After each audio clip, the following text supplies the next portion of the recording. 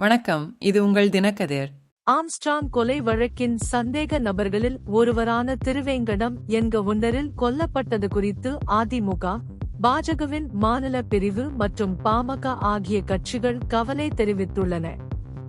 Armstrong கொலை வழக்கில் CBI விசாரணை நடத்த வேண்டும் என்ற கோரிக்கை வலுத்து வருகிறது. அதிமுக பொதுச் செயலாளர் எடப்பாடி பழனிசாமி என்கவுண்டரின் அவசியம் குறித்து சந்தேகம் தெரிவித்துள்ளார். போலீஸ் காவலில் உள்ள ஒரு குற்றவாளி கொலை ஆயுதங்களை மீட்க அதிகாலையில் ஒரு இடத்திற்கு அழைத்துச் செல்லப்பட்டது ஏன் என்று கேள்வி எழுப்பினார். திருவேங்கடம் கைவிலங்கிடப்பட்டு பாதுகாப்பு நெறிமுறைகளை பின்பற்றியிருக்க வேண்டும் என்று அவர் வலியுறுத்தினார்.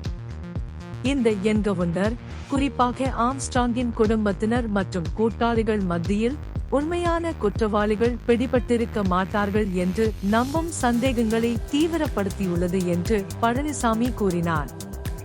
பாஜக தலைவர் அண்ணாமலை தனது ட்வீட்களில் இந்த சந்தேகங்களை எதிரொலித்து திருவேங்கடம் தப்பிக்க முயன்றதாக காவல்துறையின் கூற்றை விமர்சித்தார். ஆம்ஸ்ட்ராங் கொலையில் திமுக நிர்வாகிகள் 3 பேருக்கு தொடர்பு இருப்பதாகவும் விசாரணையின் நேர்மை குறித்து கேள்வி எழுப்பியதாகவும் அண்ணாமலை சுட்டிக்காட்டினார். இந்த என்கவுண்டர் குறித்து விரிவான விசாரணை நடத்தி விரைவான மற்றும் நியாயமான விசாரணையை உறுதி செய்ய உயர் போலீஸ் அதிகாரிகளுக்கு அவர் அழைப்பு விடுத்தார்.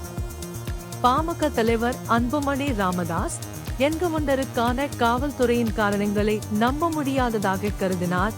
இது கொலைக்கு காரணமானவர்களை காப்பாற்றும் முயற்சி என்று பரிந்துரைத்தார். மாநிலத்தின் சட்டம் ஒழுங்கை மேம்படுத்த என்கவுண்டர்களை பயன்படுத்துவதை கண்டித்த ராமதாஸ், வழக்கை மாநில அரசு கையாள்வதில் நம்பிக்கையின்மையை காரணம் காட்டி விசாரணையை நீதிமன்றத்தின் மேற்பார்வையில் சிபிஐக்கு மாற்ற வேண்டும் என்று கோரினார். என்கவுண்டருக்கு கண்டனம் தெரிவித்துள்ள என்டிகே தலைவர் சீமான், போலீஸ் காவலில் உள்ளவர்களை கொன்றதை நியாயப்படுத்த முடியாது என்று கூறியுள்ளார்.